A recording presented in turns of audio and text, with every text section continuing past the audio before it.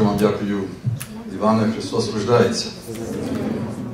Дорогі владико, сучасні отці, ректори, проректори, декани, вчителі, батьки, гості, ну і, здається, тут і випускників треба згадати.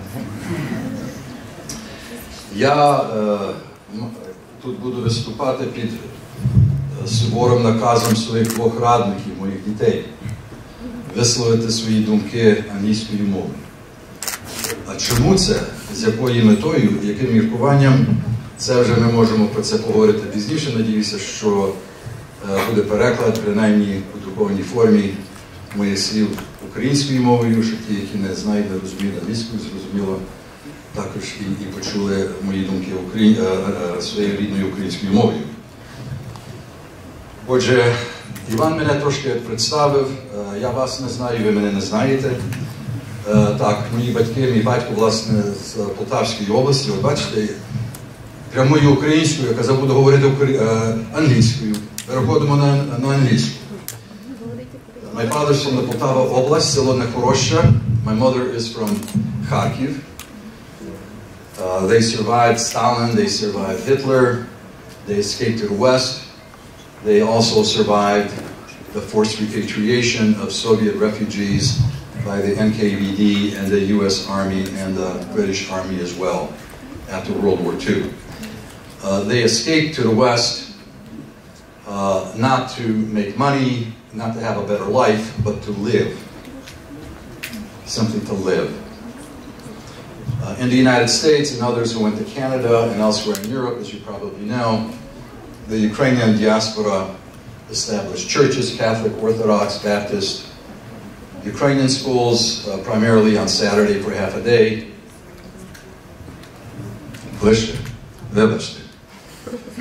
Excuse me. Musical groups, of which I was a member for a while. I graduated from Harvard College, received my bachelor's degree in international affairs, did my senior thesis on Soviet repression of Ukrainian dissident movement in the 1960s and the 1970s. That tells you how old I am. I went on to Duke Law School. That was a school that President Nixon graduated from. I worked for a short period of time in the legal advisor's office of the Department of State. I then worked with the U.S. Attorney's Office for a while. Went into private practice on Wall Street, dealing with financial issues, financings, purchases of businesses, international transactions. And then for a good number of the last years, I have been in-house counsel, what here is called jurisconsul, Deputy General Counsel for North America, for a major international corporation negotiating transactions around the world. That is my background. And consequently, you can use that background to give you an idea of what I have to say here, whether it is relevant for you or not, whether my thoughts are the same as yours, or whether they are different or they contradict your own thoughts. And I have to say, I am amazed that Otec Igor was able to predict exactly what my own thoughts are and what my speech will be, even though I did not tell him what it was. Typically, commencement speeches, in the United States and elsewhere, a famous person is brought in, and that person, whether from academia, the media, or business, then describes how he became a success. And he tells the same story all the time to everybody. Work hard, don't be passive, plan, but be ready for the unexpected. Don't be discouraged, don't listen to people who say no, and you will have a successful career.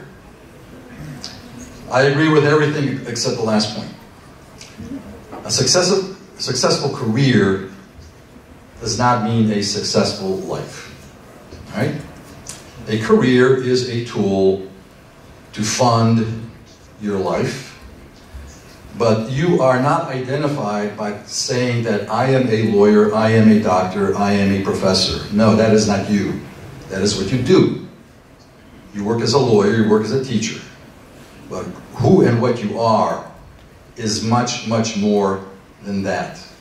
Your career is to establish a life and implement certain things in addition to necessary material security. There is no question about that. So the question for everybody that I pose is the question that everybody asks throughout the history of mankind. Who are we? Why are we here? Why were we born? What are we doing here? And where are we going with everything? Is the purpose of us simply to live, work, and then you die? Well, in my estimation, life is very, very simple. It's difficult. It is enormously difficult. I see how difficult it is here in Ukraine. But nevertheless, life is simple. You are born, and then you die. You are here, and then you are gone. And the only thing that you take with you when you die is what you leave behind. When you are gone and you take something, you leave something behind. And it is not necessary that people remember what you have done.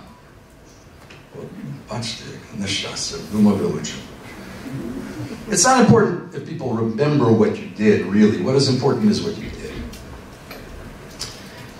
And we have to understand, first of all, I think, the difference between price and value, and the difference between making a decision, which you make with your brain, and making a choice, which you make with your heart. And the essence that I suggest is the essence of the entire universe. The struggle between good and evil, the search for justice, demanding the truth, keeping your faith, fighting against betrayal and treason, and fighting for freedom. Now, where have we heard that before? We hear that at the Divine Liturgy. We hear those principles in the Bible. That is the essence of the Christian faith. And it is nice and it's important as a concept and as a theory, but where is the reality? And the reality is all around us. I know no better example on earth that is a parallel to what we are taught in the Bible to what we see here in Ukraine. All of these issues, all of these concepts, our entire history, and the issue that we face now are the same issues we have in the Bible. Contribute to the resurrection of Ukraine. There is no greater responsibility, there is no greater impact. There is nothing more than you can leave behind you than giving your input into the resurrection of Ukraine. Three things to be understood: the goal, the problem, and the opportunity. The goal is not only building a Ukrainian state, it's building a Ukrainian nation. Ukrainians have been physically destroyed, spiritually crippled. They do not know who they are in many instances. I landed in Kyiv. I took a car from the airport. We're driving, and I asked the driver, I always do this, what street are we on? I'm trying to get an orientation. Well, this is Pushkinska Street, but it was recently named Mazeppa. Oh, good, I say, great. And then we passed the Pecherska Lavra. And he tells me, oh, but wait a minute, Moscow objected. And here, past the Lavra, they changed the name again. It's not Mazepivska anymore. It's Lavriska or something else. I had to ask him to repeat what he told me because I did not believe what he told me. Think about that. Think about a Ukrainian church in Moscow where the street is named after whoever, Kaganovich. And we object. And the Moscow city fathers renamed the street for Petlura. The extreme scenario that presents shows you how massive a destruction Ukraine has suffered in its memory, in its history, in its sense of identity. Are you able to convince the entirety of Russia to speak Ukrainian, to go to Moscow and to speak Ukrainian to Russian to them, and they will say, oh no, we don't understand Russian, we only speak Ukrainian. That is what has happened here. Of course, just in the opposite. How much destruction had to happen to a nation for that to occur? Митрополит Шептицький: пошли українському народові святих, великих своїх слуг, щоб прикладом і словом були його мудрими провідниками в всіх царинах народного громадського, суспільного громадського життя. If you do not know that prayer, then you should learn it, read it, and memorize it. That is the essence of the responsibility that every Ukrainian has. Sounds too great? Sounds impossible? Well, let's first understand part of the problem of how we got to the point that we are here in Ukrainian history. How many times have we declared independence? How many Maidans have we had? The background to this is as follows. In 1767, the French philosopher Voltaire wrote a letter to his friend saying, Ukraine has always aspired to freedom. The Czech writer Karl Havlicek Borovsky in 1843, as long as the wrong done to the Ukrainians is not undone, a true international peace is impossible. Lancelot Lawton, a British journalist in 1935, in the House of Commons, said, no nation has struggled so valiantly to assert its independence as Ukraine. Why so long? For centuries. I understand aggression from all sides, from all nations, north, south, east, and west. I understand that. But there is something else, and that something else is leadership. It is the Ukrainian intellectual political elite.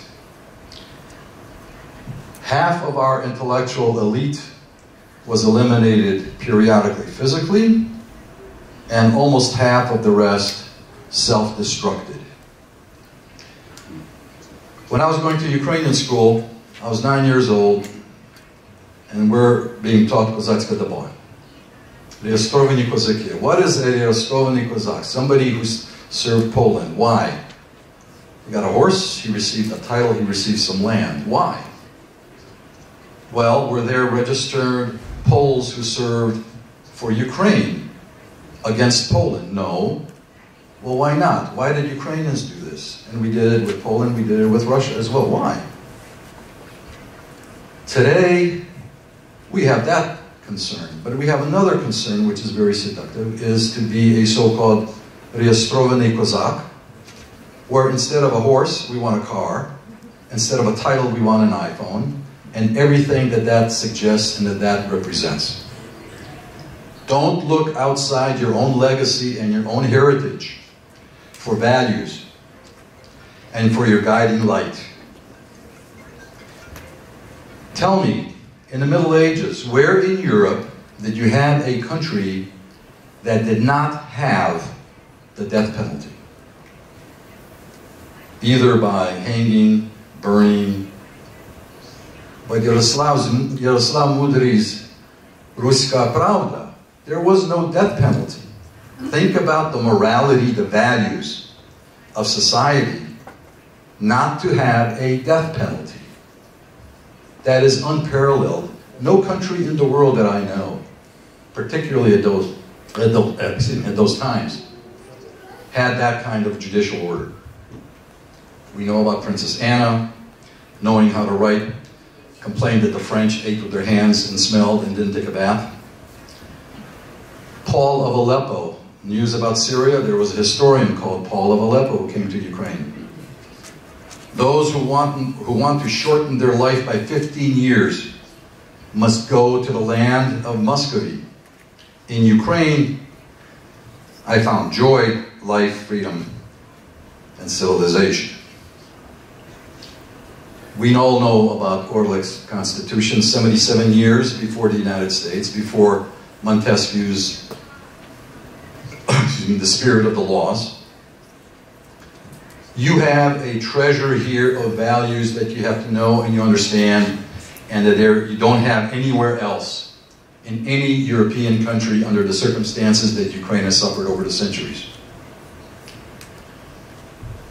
Now, what about opportunity? We have a goal, we have a purpose, we have the identification of a problem, which is the betrayal by the national elites. As many heroes as we have people who have betrayed the people, the nation. Opportunity. Timing is everything. I cannot emphasize to you enough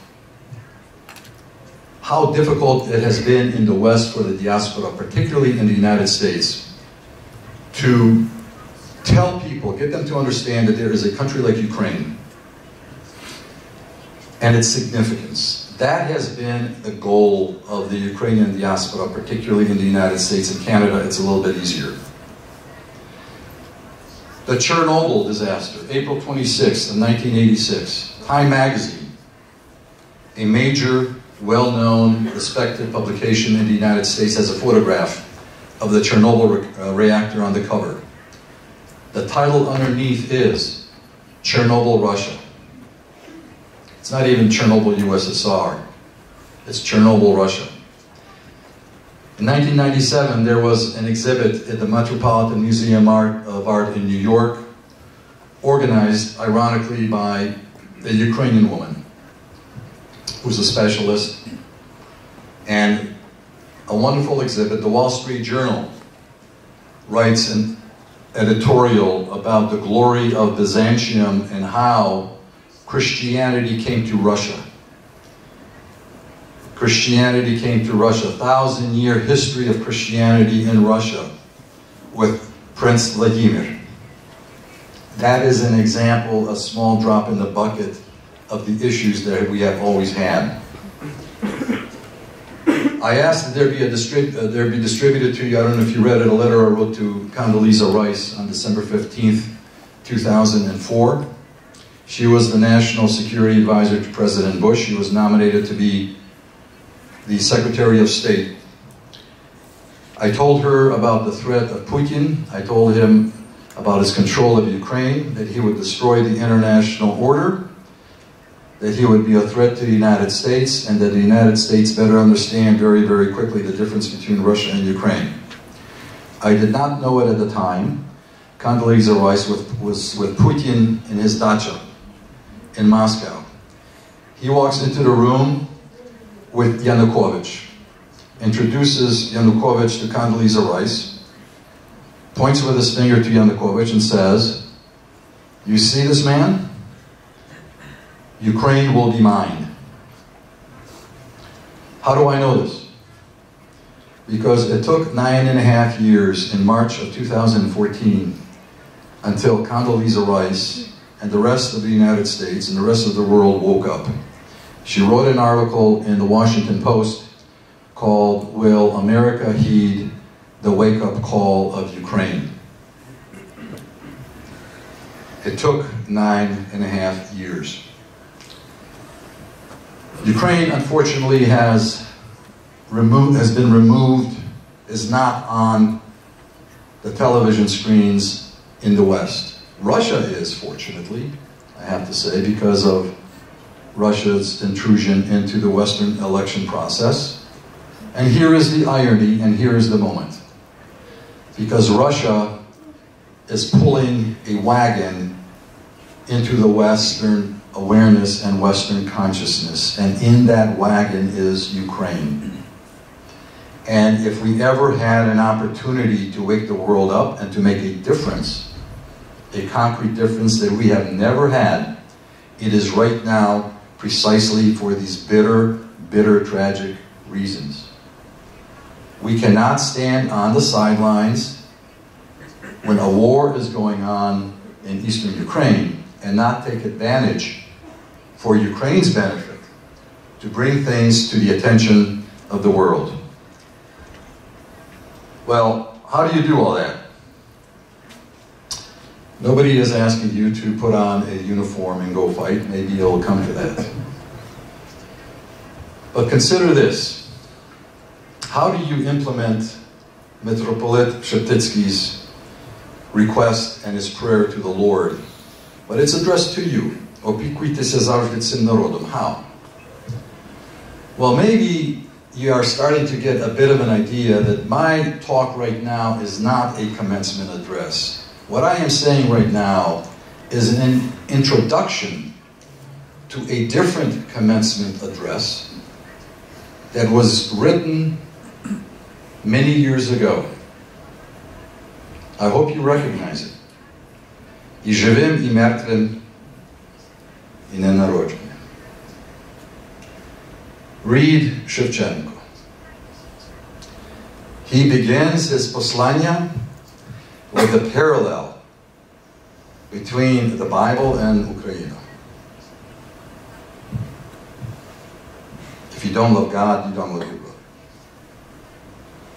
We know who he is talking about today when he wrote, «Оглухли, не чують, кайданами міняються, правдою торгують і Господа зневажають. Людей запрягають в тяжкі ярма, і знову шкуру дерете з братів незрячих». Well, but you are the ones that have vision. You are not blind. You are not the blind, and you cannot and you will be not fooled. You will not be fooled. У чужому краю не шукайте, не питайте того, що немає на небі, а не тільки на чужому полі. Go out into the world, learn, but come back. Get a benefit, learn, but come back if you do leave physically Ukraine. Все розберіть та спитайте тоді себе, що ми чиї сини, яких батьків, ким, за що закуті, за що розпинали. I met one fellow when I was coming to Lviv. I got off the train station talking with one young man, maybe 25 years old. Who are you? Well, I do IT. I was in California, I traveled, I was in Europe.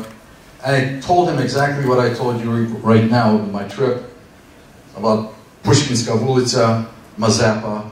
He looks at me and he says, I don't care. That's not relevant for me. I have to support my family, and I don't have time for that. Last night, I had a driver. On another matter, a car was provided for me, and I was talking with a young man, same age, 24 years old. He went to law school in Chicago, where my two children live. He went to law school for Chicago. All of his friends told him he was crazy to come back. He came back. Є виклик, і є вибір.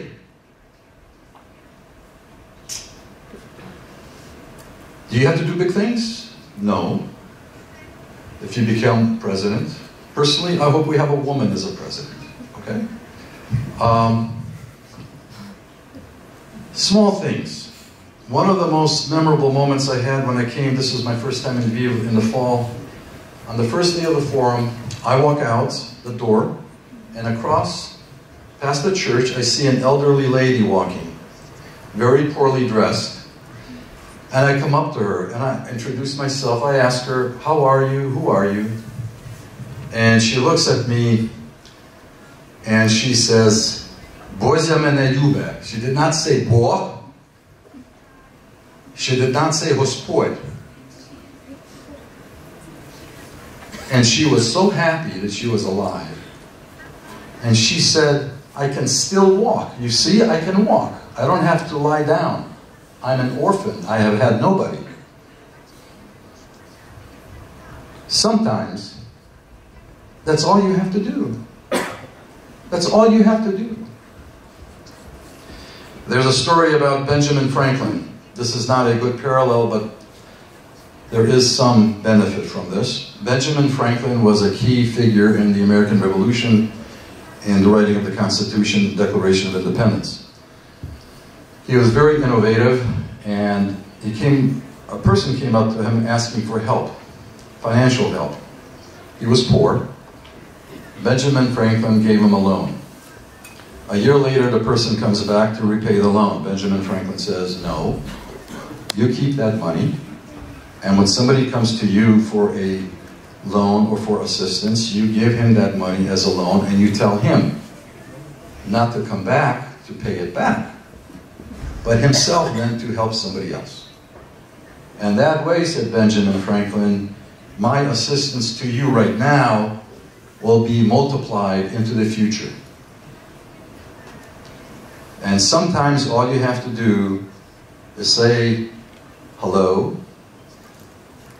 help somebody, and somebody else will see it. You will never know that. But they will copy what you did. I was finishing a major negotiation between the Japanese, the Germans, the Americans for the construction of a major factory in Australia. There also were some Australians there, obviously. At dinner, I asked the head of the Japanese negotiation team, how did you rebuild Japan? What kind of laws did you pass? And he tells me, oh, it's very simple. We don't have to pass any laws. Well, what did you tell the people? You don't have to tell the people anything. Well, then how did you do this economic miracle? And the people knew. Nobody talked to each other. Everybody had the same idea in their mind, and everybody was pulling in the same direction. We saw that on the Maidan a few years ago. People did not have to have written instructions on what to do. They knew what to do. Now, no, we do not have the national uniformity and sense of identity that the Japanese have.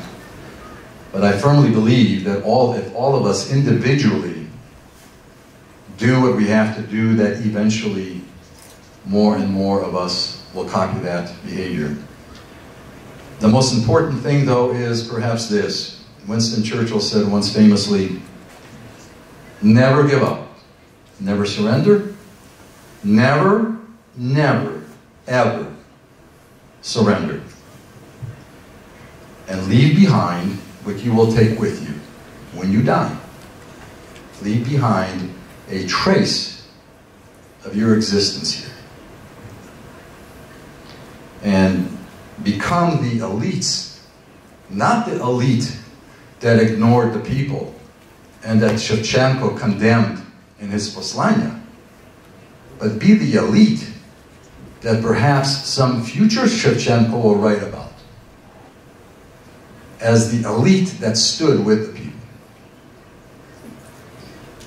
Не торгуйте правдою. Don't bargain, don't trade, and don't sell the truth. And don't sell yourself.